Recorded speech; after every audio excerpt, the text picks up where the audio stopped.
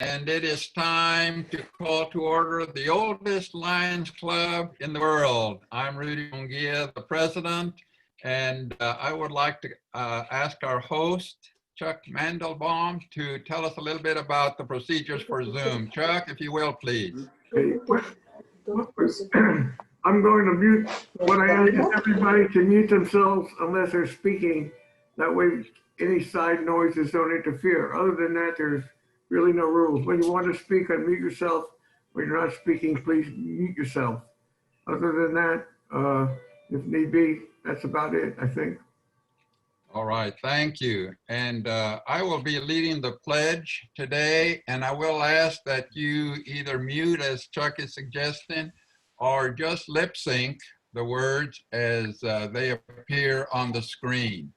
So if you will, please stand, and I will lead the pledge at this time. I pledge allegiance to the flag of the United States of America and to the republic for which it stands, one nation, under God, indivisible, with liberty and justice for all. Now a pledge to the Texas flag. Honor the Texas flag. I pledge allegiance to thee, Texas, one state under God, one and indivisible. Yeehaw! Okay, now I've got to put this somehow. All right. And thank you for joining in. So we will proceed then. Look at my agenda for a moment. Do we have guests today? We want to welcome our guests. And do we have guests that we can introduce or? Yeah, ma'am. I'd like to welcome and introduce you all to my friend, John Brewster, who's joining us for the second time. He has formerly been in the Dripping Springs Lions Club and a Lions Club in New Mexico. So you'll see he just has iPad Pro 3 as his identification, but welcome, John. Well, John, welcome to our meeting. And I believe I do remember your being at our meeting previously. So welcome again. Do we have any other guests? Okay, I don't believe I see any. So we will proceed to our announcements. And I just have a couple of announcements. Let me see what I've got here. Want to announce that this coming Sunday at 5 p.m., and this is just for select officers on the board, there will be a training session from District S23 at 5 this coming Sunday. Another announcement that next Thursday, September 17th, following our regular weekly meeting, we will have a board of directors meeting at 1:45 via Zoom. And this announcement has been made before, but is worth repeating. There is a USA-Canada Virtual Lions Leadership Forum scheduled for September 25th through the 27th, and registration is going on at that, for that at this time. All right. Any other announcements that need to be made at this time? Okay, thank you. We're going to move into a different part of our meeting that Zoom is allowing us to do, and that is we're going to have a door prize drawing. And this door prize for select is just for our new members that attended both sessions of the recent new member orientation. We had 9 members that were involved. We had 9 members that were involved, and I would like to explain a little bit about how we're going to do this. I hope that this procedure is going to be pretty simple and straightforward. There are 9 names in the drawing, Each will be asked to choose a number between 1 and 21. And afterwards, visiting Governor Gary already has a number written down between 1 and 21, and he will reveal what number he has written, and the number that was presented by one of the 9 participants of the orientation, the number that is closest will receive our prize.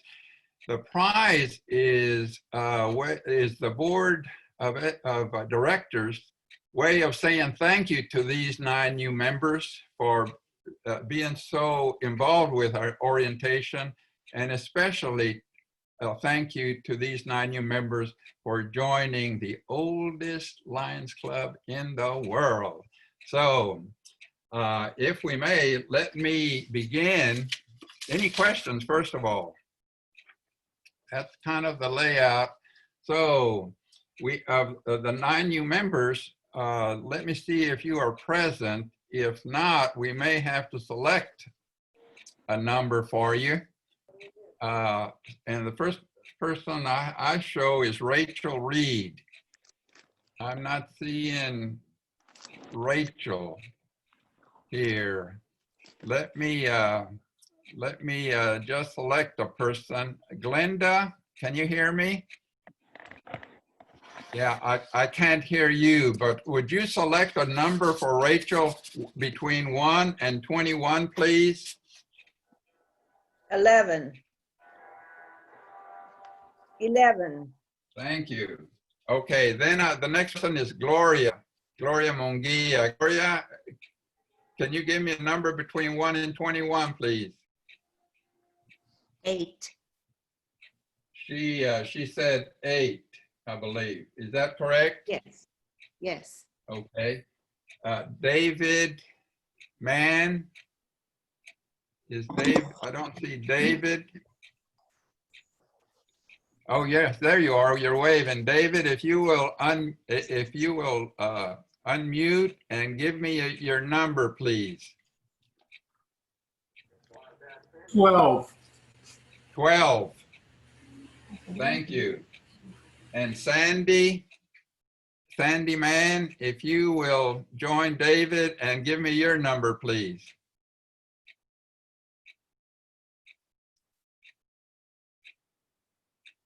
Yes, hello. Yeah, I couldn't get it to unmute. 17. 17. And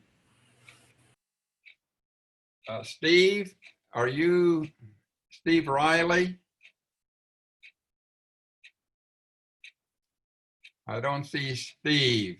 Oh, you know what? Sandy, I'm sorry. Steve indicated he may not be able to join, and he sent me number 17 as his number. So I'm afraid that number was already taken. Can you give me another number besides 17? I apologize for that.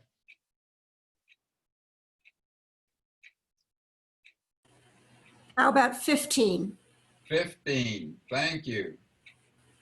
And Steve Riley had already indicated number 17. Greg, if you will, please, your number.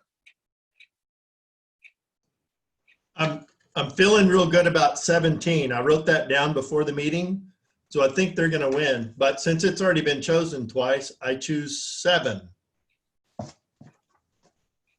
Number 7, okay. I picked 17 because it's my most recent birthday. So I'm probably the youngest Lion ever, and I'm in the oldest club, so that works really well. Forgive me, Rudy. Sorry. Oh my. Is somebody's nose getting longer here or what? Okay. Bill Hanks. I don't know if Bill is able to join us. I don't see, yeah, who is that, Alan? Yeah, Alan, would you give us a number for Bill, please? Okay, yeah, I couldn't unmute there. Bill has a conflict today, and I'm going to go with 4 for him. Number 4. All right. And Susan Niefler, I'm not sure if I see her picture or her, I don't see her on the screen. John, would you help us and select a number for Susan, please? Between 1 and 21.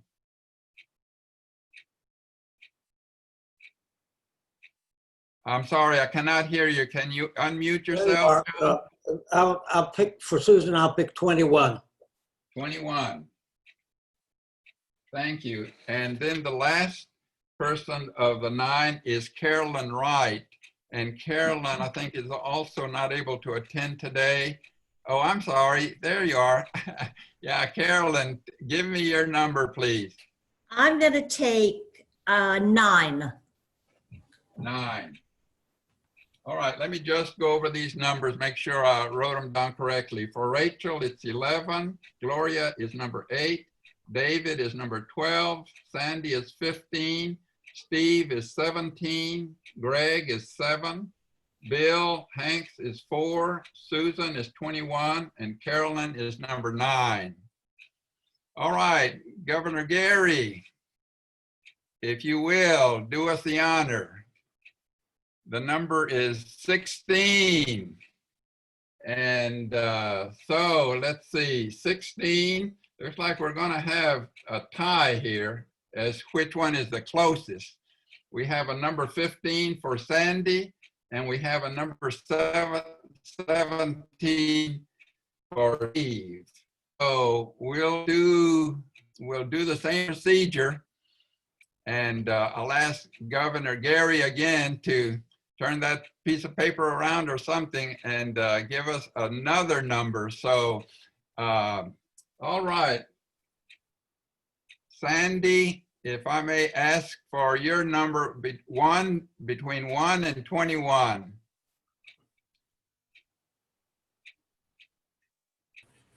2. 2. Okay, 2 for Sandy. And then Steve? 11. 11. And Governor Gary, if you will, please. Number 6. So is Sandy the closest? Someone help me with the Yes. math there. Sandy's 4 off, I'm 5 off.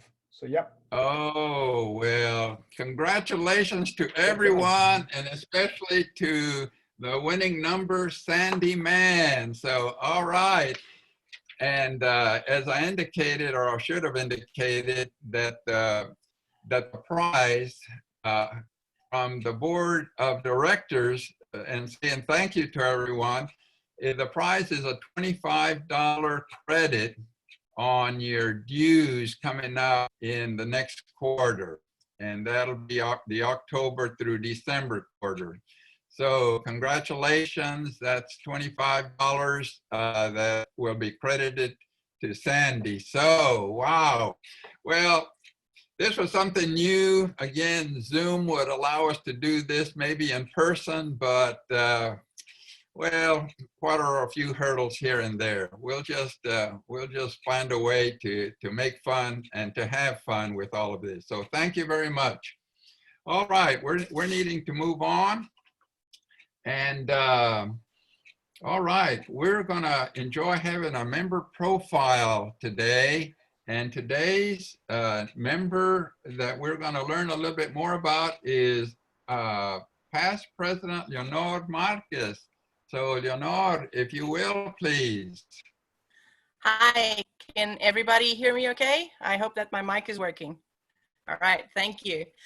So hello to everybody. My name is Leonor Marques. That's the way we say it in Portuguese, but I know it's hard to say it over here. You're not used to that sound. So Marques is totally fine. I will take it. I'm 44. I'm Portuguese originally, and I've been here in the US for the past 10 years. I'm a mom. I have a daughter. Her name is Mia. She's 7, and she's now in 2nd grade. My previous experience and where I've come up from, I have a degree in business administration and also a bachelor's in electronics and engineering.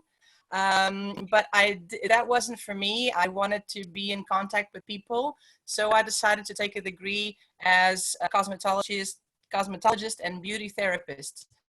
So that I could pursue that and start working with people in spa areas, doing treatments, doing massages and all that sort of thing. So I took my course there, and I then started working on board cruise ships. So that was my first interaction with the US. I started working on a US-based cruise ship. I would go out of Puerto Rico every Sunday and cruise the Caribbean and work on board for that time. And then from there, with my background, it allowed me to go back to start working in the hotel industry. So I would go and do startups of hotels. I would go from hotel to hotel. I was working with a chain in Spain. And I would go to each hotel and do the startup of the spa area. So with all the treatments, I would get the team together, I would train the team, and I would teach them how to do the treatments and protocols, and then get the spa running, and then move on from that hotel on to the next opening. So it was very interesting, but also very long hours. I would used to work 14 to 16 hours per day. In the meantime, I was living in Spain. My husband was living in Portugal, and he got an offer to come here to the US. This was 2009, and we decided, okay, maybe it's an opportunity for us to actually live under the same roof. So we decided to move to the US. We came here in November 2009 to check things out, and then officially moved here in 2010. Because of my visa, I couldn't work when I got here. So it was a bit frustrating for me. I could only do volunteer work or study. So I jumped into volunteering, and the first thing I found was Meals on Wheels. So I started volunteering them weekly and then on a daily basis. And then I thought about lions. I've always been around lions since I was a kid. I grew up, my parents are lions back home in Portugal. And I decided to find a club and join. And I looked online. Austin Downtown Founders was something that popped up because I live downtown at the moment. And I decided to join. In September 2010, I joined this club. And it helped me have a lot of things to do. I jumped in on the board as well. I became a secretary. And it's been keeping me busy ever since, and I love to be with this club. And I've met so many wonderful people through here. I've been a secretary, treasurer, president, and still secretary again this year. It's been a road, quite a road. This is what I love to do. I love to talk to people. I love to volunteer. And this has helped me to keep sane, be my second job, let's say that. And help me grow and meet new people as well as while helping others. What more can I say? I speak 4 languages, Portuguese, English, French, and Spanish fluently. And I just love helping out, and I love being around you guys, and it's a pleasure to be here. And thank you for allowing me to do the membership profile today. Thank you, Rudy. Back to you. All right, Leonor, thank you so much. Quite an exciting life, and so welcome you and your family as well. So it's great to have you as part of our Lions Club. I neglected to add to our announcements our birthdays, and so let me catch up with that here. We have 2 birthdays. One yesterday, Laura Hiring. So Laura, where are you? Okay, I'm there here. you are. Yes. I want to share my happiness with you. Well, that's wonderful, and we Thank you. celebrate with you. Laura's birthday was yesterday, the 9th, and today we have a birthday. And today's birthday, the 10th, is Suzanne Rose. I'm not sure if Suzanne is on the screen, but we send our best and our happy birthday celebrations and greetings to Suzanne for today and Laura yesterday. So pleased, and we'll catch up with more birthdays at our next meeting. All right, and well, it's time to promote our roses again. And our Rose Day delivery date is, as everyone knows, I hope by now, is in October the 29th. And we are promoting our sales. The forms are available on our website for picking up new orders for our roses. And today we add to the excitement with another Rose Day auction. So JP, if you will, please, our auctioneer. Thank you, President Rudy, and hope everybody's got their hands where they can get them up in the air. We will start the bidding on this dozen roses at $5. Anybody give me 5? Somebody give me 5. I need 5. Raise your hand. John Niffler, give me 10. Anybody give me 10? I need 10. 10. Steve Riley. 15. Rudy. Anybody give me 20? 20. Tommy Cowan. Anybody 25? 25. Chuck. Rudy. 30. Rudy. 30. All right. Somebody give me 35. I get 35. Anybody 35? 35. Tommy. Anybody 40? Greg. 40. John Niffler. 45. Anybody give me, there's 45, John. Anybody give me 50? I need 50. Somebody give me 50. I'll say Jim Roberson. I'll say the roses I bought last week for $50 are still blooming. Very good. Okay, I got 50. Anybody 55? Anybody 55? Got $50 from Jim Robertson. Anybody 55? John Nieffler. 60, Jim Robertson. 60, Jim. Don't let John get them cheap. 55. I need 60. Anybody give me 60? Anybody give me 60? There's 60. Greg Dew. John, 65. John, 65. Don't let them go. That's $2 a rose. Greg Dew, $60. Anybody 65? We're going to close it out. Moving along. 65, Tommy Cowan. Anybody give me 70? Anybody 70? 65, Tommy Cowan. Anybody give me 70? Anybody? Don't see any hands flashing? All right, Tommy, you got them for $65. They will be delivered to you by Robert Watson. All right, congratulations, Tommy, and to everyone that, thank you to everyone that had their bid in, and thank you to our auctioneer, JP.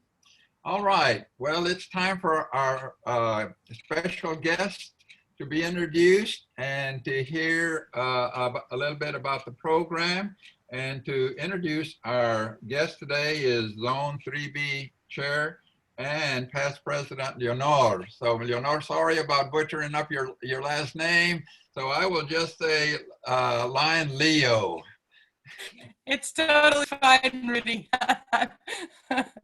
It's not a problem. It's my pleasure to introduce our speaker today, and District Governor Gary Fuchs. Fuchs, am I saying that right? I hope I am. Is from Cameron Lions and has been a member of this club, of the Cameron Lions Club, since '86. He served there as a director, secretary, treasurer, vice president, and president. And he's been around Lionism for a long, long time as well. There's 11 members in his family that are involved in the Cameron Lions. And it all started back in 1961 with his dad, Lion Monroe, who was asked to join the Lions, the Cameron Club. His father was also the second recipient ever of the Harry Riesenauer Award in 1965. Lion Gary has served as zone chair in 91-92 and part of the year in 2014. He's also served as region chair in 92-93. He's married to Lion Susan, who is also here today listening to us, and thank you for joining. They have 3 children and 4 grandchildren. He's now our District 2S3 governor, and it is my extreme pleasure to have him here today and to speak to us. Would you please help me welcome him into our meeting today. Here you have it, District Governor Lion Gary Fuchs. All right, thank you, Leonore. Appreciate it. Excited to be here today. It's exciting to be able to meet with Lions. It's July and August were very long months for being a district governor and making official visits. I think my original schedule had me having done about 20 through July and August, and I did 6. So it was quite difficult, but our clubs are getting busy again, so that's very good. Before we get started, I want to take care of a few recognitions on my part. I'd like to thank past District Governor JP for the things that he does, helping me on things, and also serving the Texas Lions Foundation. Your past President Leonore for serving as zone chair, and also chair of the USA-Canada Forum Committee. And I see Lion Ann popping in and out periodically on the Texas Lions Camp Executive Board and as secretary, and also a chair of our Public Relations Committee for the district. So I appreciate all your members that helped me along that way. Want to thank the club president, Rudy, for inviting me and making time for me to be here at this time, and for other officers and directors of your club. Also bring greetings from International President Jung-Yul Choi. For those of you that keep up with Lions activities, you'll know that Dr. Choi was president last year. And it was a long trail for us to get back to Dr. Choi again. Our international president for this year was supposed to be Judge Haynes Townsend. Judge Townsend unfortunately passed away in December, and he was replaced with the international first vice president, Douglas Alexander, as a past international director. And we took all our pictures in Chicago with him like he was going to be the international president for this year. And COVID-19 happened, and there was no international convention, therefore no international elections, and the board of directors elected with no other procedure in play to move all the international officers forward one year. So we end up with Dr. Choi again. His theme changed though. His theme for this year is United in Kindness and Diversity. And that's a blended theme. His theme last year was We Serve Through Diversity. Our theme for this year was supposed to be Kindness Matters. So his blended theme again, United in Kindness and Diversity. Our district theme for this year is Serving Together. And for all my time as Lion, service has been the key focus of what I've been involved in and what I suggest to members of our club. So service had to be a focal point of my theme. And I especially like service where we have to get our hands dirty and we have to use our physical self to do it. So actual good physical service is important to us as Lions. Few current events. As Rudy mentioned, USA-Canada Forum registration is happening right now. A unique opportunity for almost no money.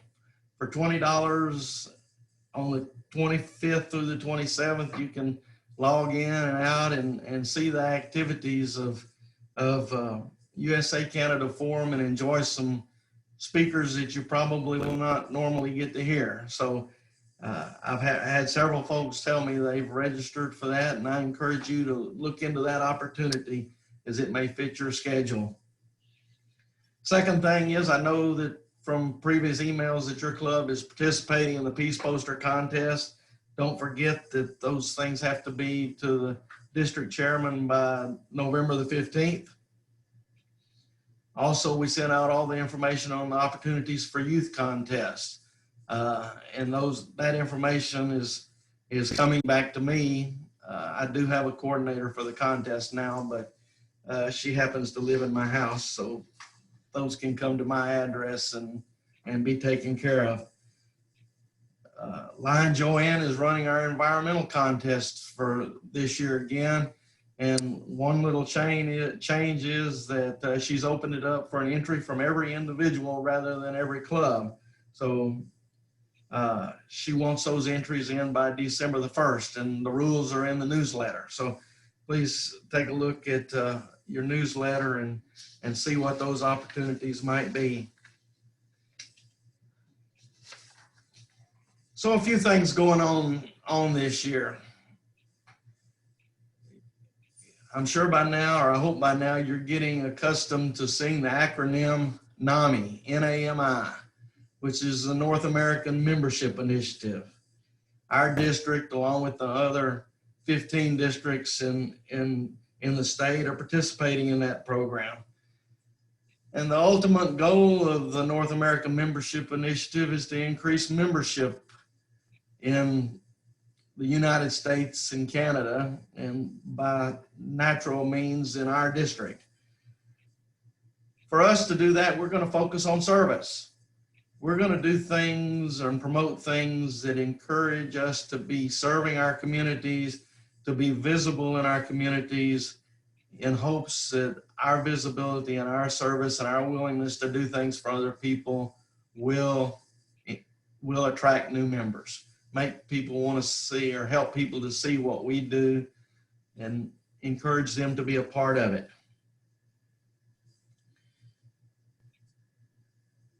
Two comments, or a couple of comments from our International Constitution and bylaws concerning service and leadership. Our vision statement in our Lions Constitution is to be the global leader in community and humanitarian service. And our mission statement is to empower volunteers to serve their communities, meet humanitarian needs, encourage peace, and promote international understanding through Lions clubs. Two key words in there: serve and community. And the simple meaning of serve is an act of helpful activity, or to help, or to provide aid. In its most basic form, that's what we do as Lions. And community. Community is an interesting concept for us as Lions. We have a couple of different ways to look at community. First, we look at community as the geographic area that's on our banner. For you, Austin, the people that are represented in that community are the people that support us. They're the people that are there that we get to support. So we have to have a primary interest in their well-being, and probably is the primary focus of your club's activities. But we need to be recognizable and visible in our community. Our community needs to know who we are. Our community needs to know what we do.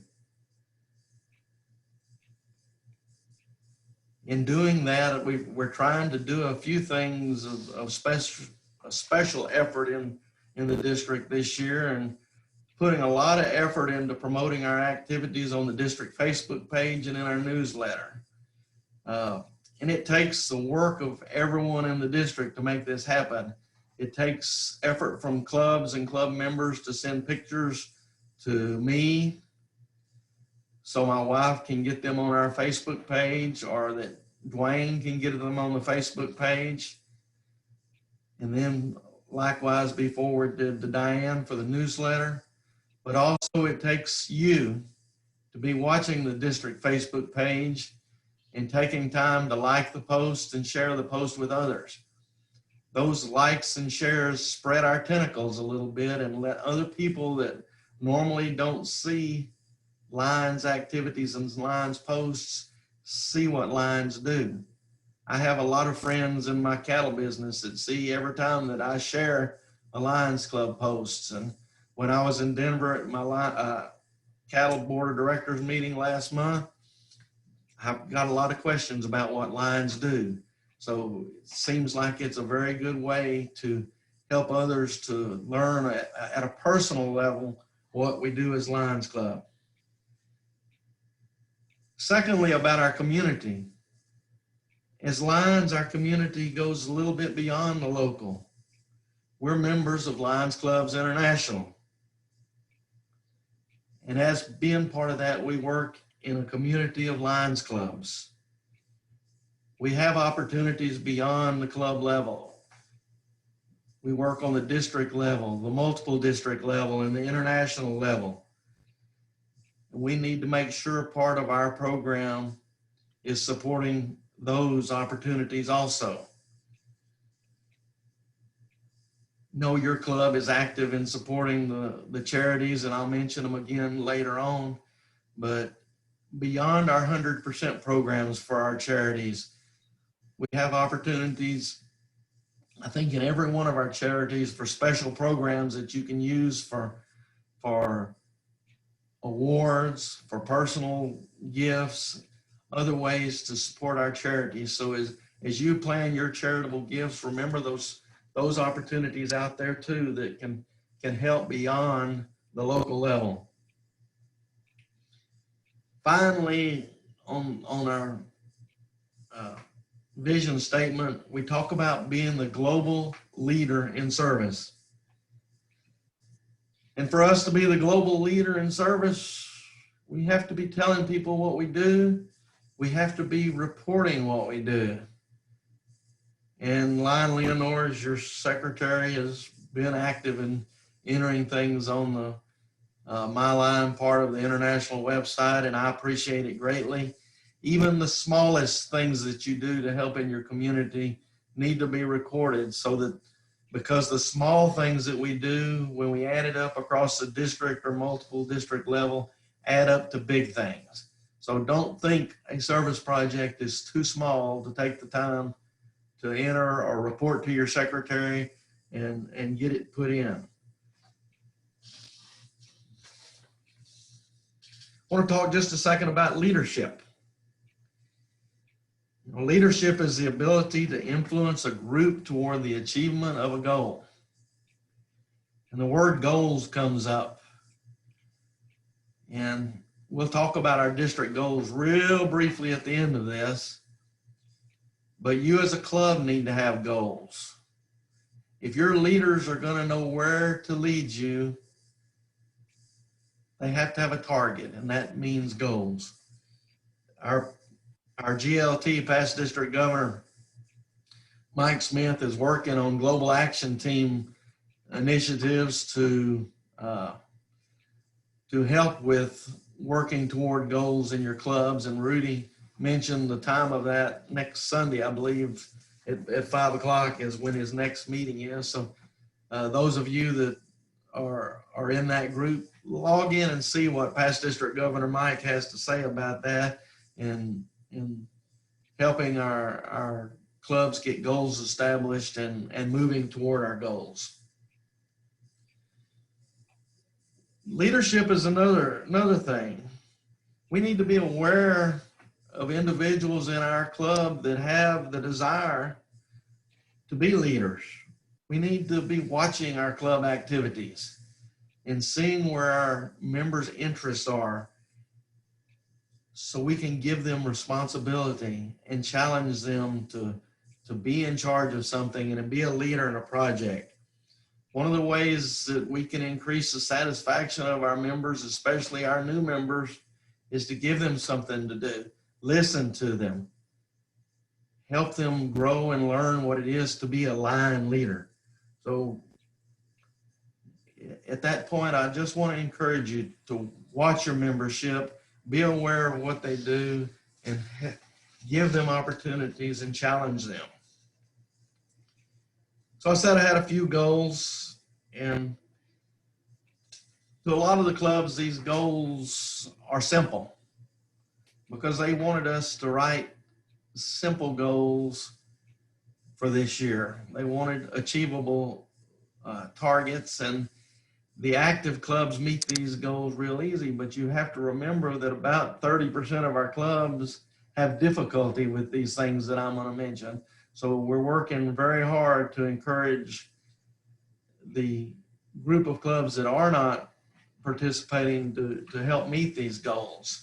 So one of our goals is to have 2 documented service projects in the global service areas and have them reported.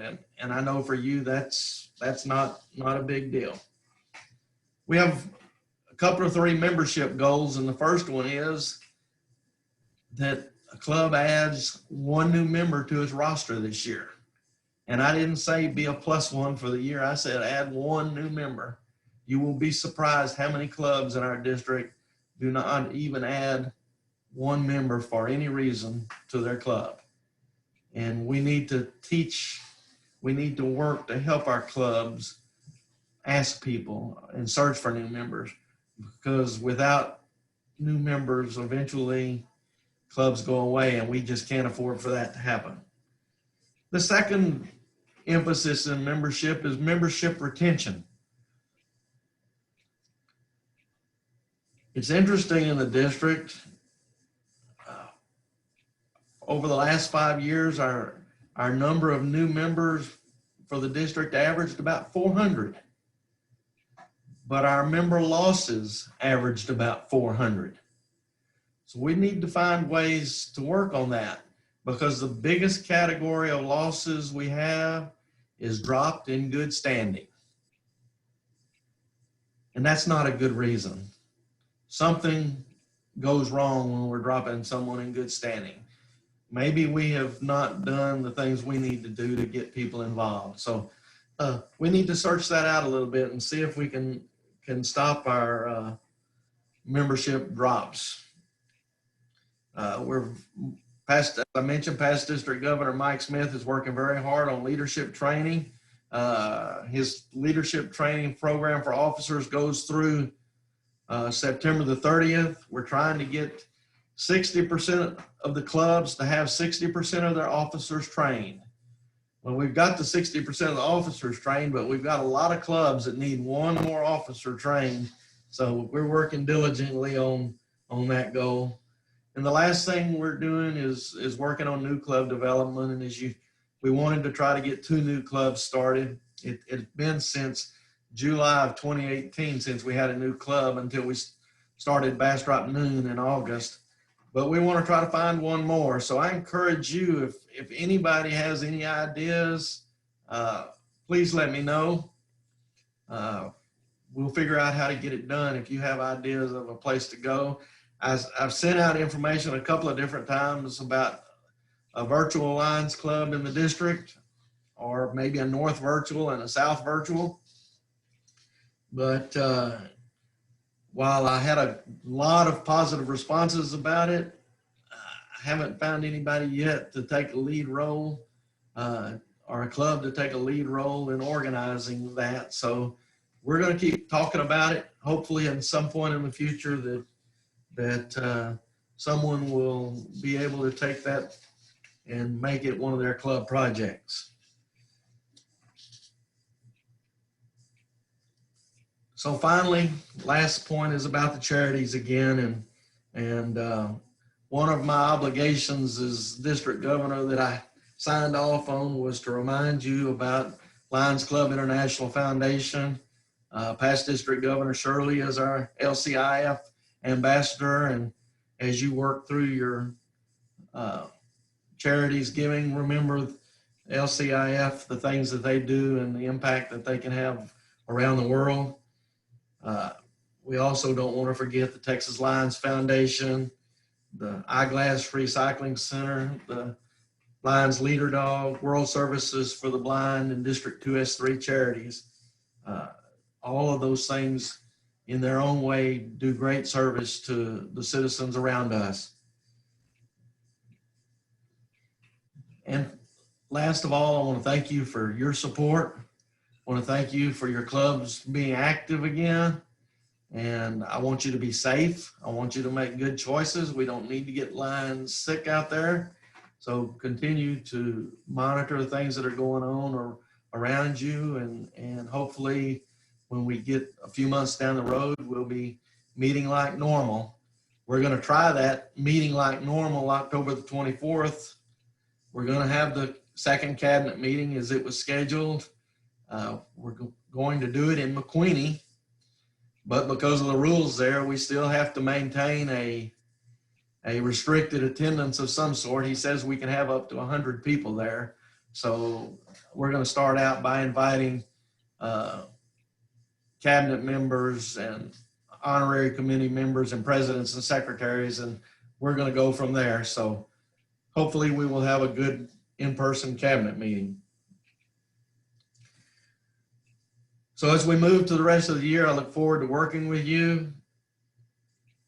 Continue to look forward to serving with you as part of this district and as Lions. So y'all have a good day, and thank you for having me. I'll be glad to answer any questions if there were any. Well, thank you very much, Governor Gary. Do appreciate your update. And let's see who might have a question for Governor Gary. All right, JP. Well, first, just a comment, Governor Gary, thank you for consenting to serve in this role. It's a chore, we all know, but you're doing a great job and we appreciate it very much. And that great job is under very trying circumstances. I know when you signed up for this 3 years ago, nobody had any mind that would be dealing with the situations that we're dealing with in our society today. So that's my compliment to you. I wonder if you would also, if I don't burden you too much, say a word or two about the demise of our iBank and kind of short term, what expectation we might have for any kind of involvement with the resulting organization. I know it's a private entity now, but is there, to your knowledge, any possibility we could still stay somewhat involved? But give us a little bit of a bumper sticker version of the background that led us to the point of not having an iBank anymore. Okay, so I was a little bit outside of the loop when everything started, but as I understand it, when we got into the virus situation and the restrictions for elective surgery, and that means not only the surgery to replace corneas, but also the collection of corneas, it put a great strain on the iBank financially. We were maintaining employees as best we could, but we're not able to generate the revenue that came from placement of corneas. As moved into late May or June, president of the iBank contacted the governors from last year, which would have been, in our case, past district governor Larkin, and they had a meeting and decided that it would be in the best interest of the districts to search for a way to not have the iBank anymore. And that, I don't think at that point they knew what that meant, but they could see that the iBank was bleeding money and ultimately the districts would have run into a financial responsibility. Karen Ratcliffe had a relationship in North Carolina with that iBank a couple of years ago. She went out there and they toured, and she learned a lot about iBanking while she was there. And as they started looking for ways to get us out of the financial responsibility, Miracles Insight, is that right, JP? Came forward with a opportunity to, or offered an opportunity for us to sell the iBank to them and allow the districts to be relieved of their financial responsibility. And in late July, that came to a conclusion. And I think in early August, operations started being conducted under the name Miracles in Sight Lone Star Division.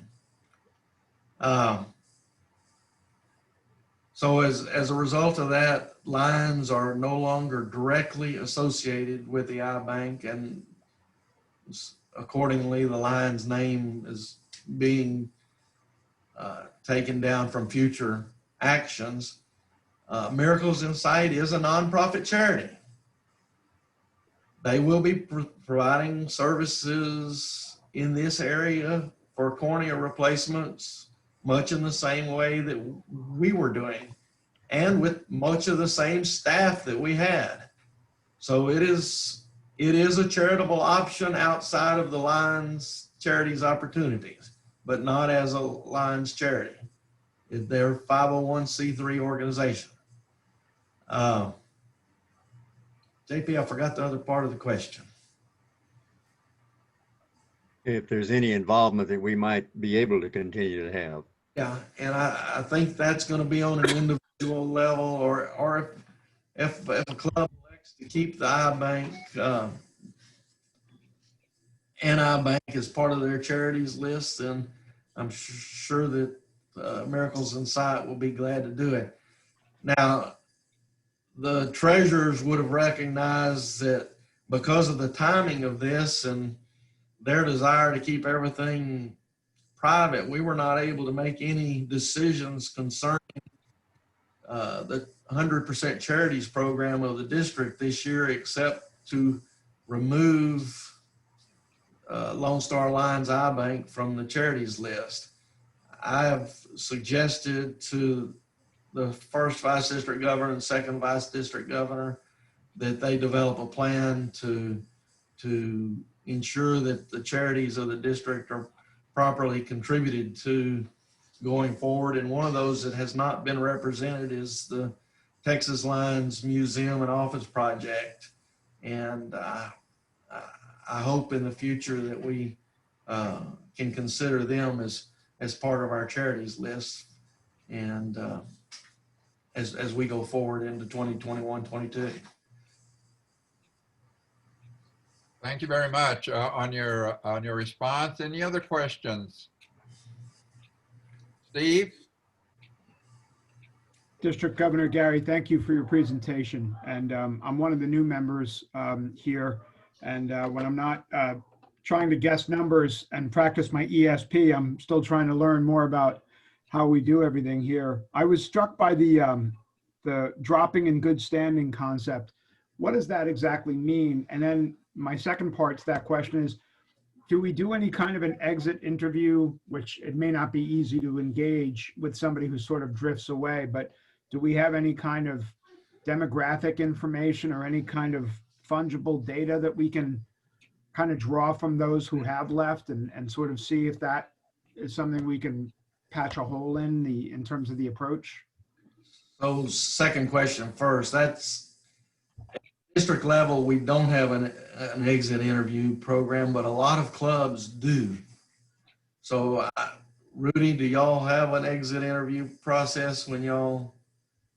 We do. We just need to activate it a little bit more forcefully.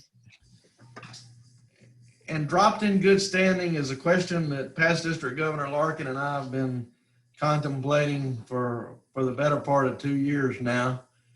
And there's no real definition except that I can, local experience here in Cameron, you know, we've had members that change jobs, that the time commitment for their job caused them to not be able to make the time commitment to Lions Club, and you did not want to alter their record in a negative way, kind of deal, in case they wanted to join another club. So dropped in good standing is kind of a neutral response to someone having something beyond their control to have to leave.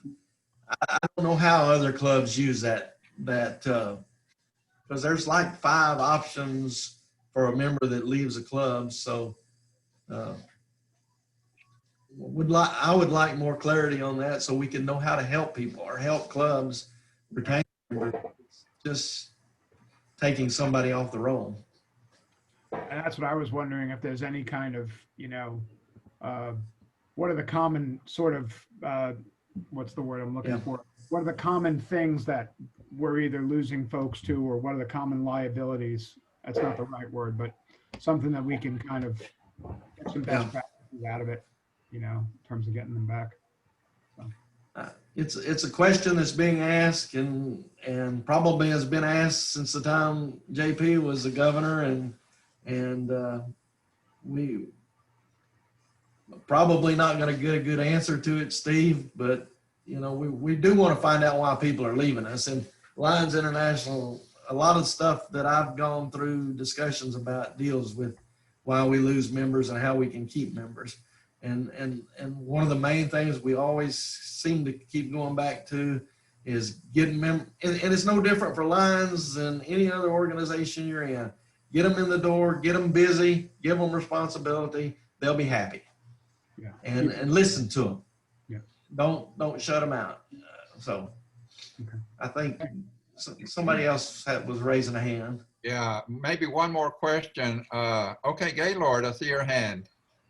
Well, I hate to take time from other questions. I have somewhat of a personal question. But Governor, thank you again for not only joining us, but your inspiration, as we hear on Sundays, to not hide our light under a bushel.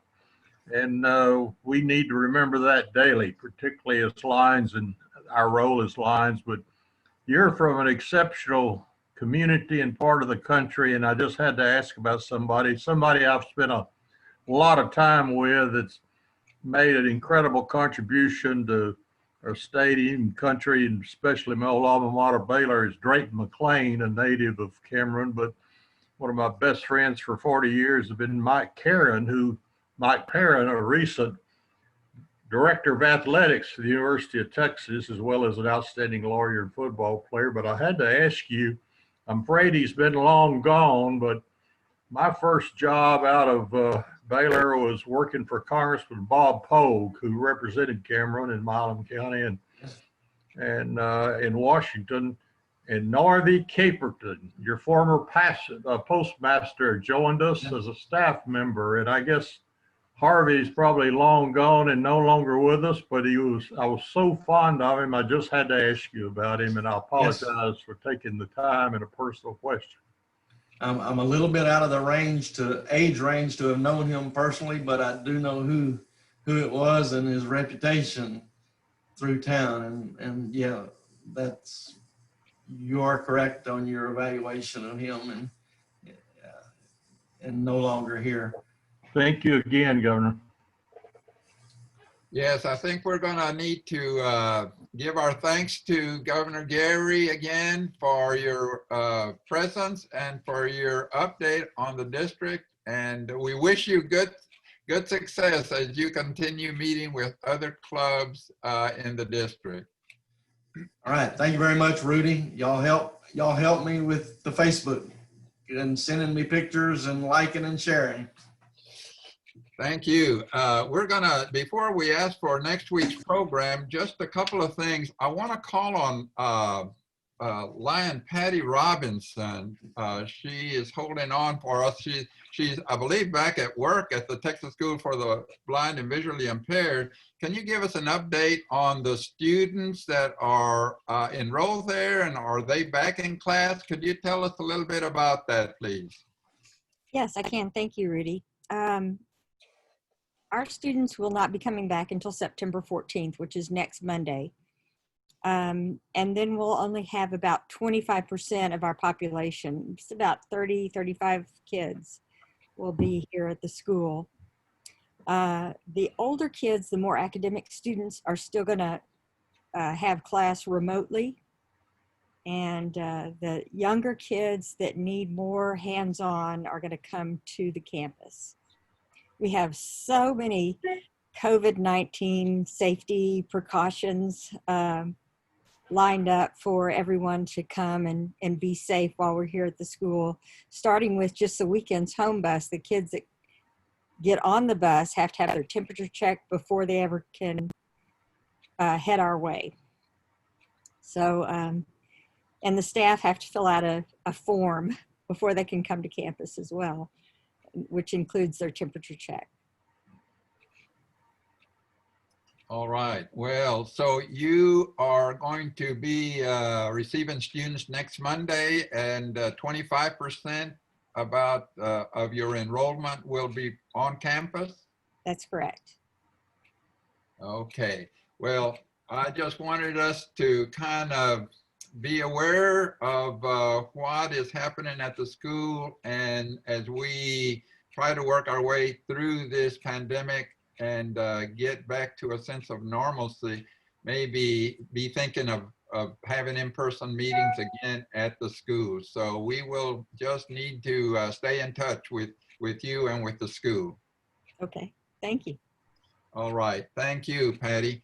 Also, well, for next week's program, if we may go to that part, Fred Jinga is going to tell us about next week's program. Fred? Okay, thank you, Rudy. I hope you can hear me. Yes, yes, you're loud and clear. Good, good, good, good. So next week we have Professor Anita Evangelisti, and she's the Senior Associate Dean of the Moody College of Communication at UT, and her field of study is interpersonal communication. She's a sort of a celebrity in this field, and she will share with us about heart feelings in close relationships, especially through communication. Well, life is about relationships, so we invite you to this good talk that she's going to give. Thank you. All right, thank you, Fred. And before we close out, just want to say a word. Governor Gary mentioned our international president, Choi, and his picture is on the summer issue of our Lines magazine, which is also available on the website. And so he's on the background. The same picture that's on the cover is on my background for today's meeting. And quite unusual to have him serve in 2 terms in a row.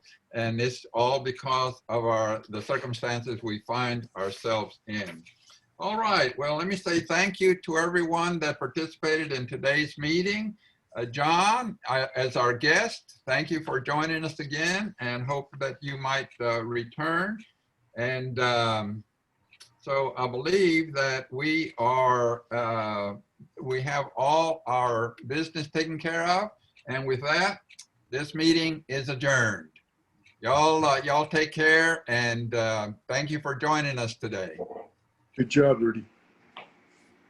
Before everybody leaves now, can I ask Governor Gary a quick question that's at least as good as Gaylord's? Go for it, Alan. Okay. I'm still here. Do you know a gentleman in the Cameron area named Gus Holloman? No, I don't. Oh, okay. Well, maybe you should. And where would I know? Where would I know him? He would be a good line. Well, I'll tell you how we know him, because he played for in the NFL for the Broncos and the Jets back in the 60s and 70s. And he's a member of the Austin chapter of the NFL Alumni Association. And I understand he lives somewhere around Cameron, but he's been driving down here annually to help us with our Sporting Clays Shoot, which is our annual fundraiser.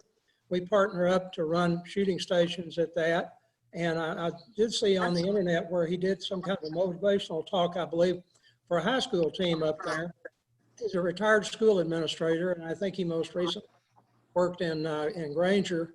But anyway, he might make a good line, because he devotes a whole day with us to helping to raise money for good causes. And I think he's about my age, but he really looks the part of somebody who was a defensive back in the National Football League.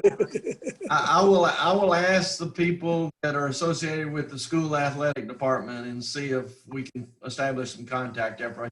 Hey, Rudy, I wasn't keeping up with the chat while I was talking.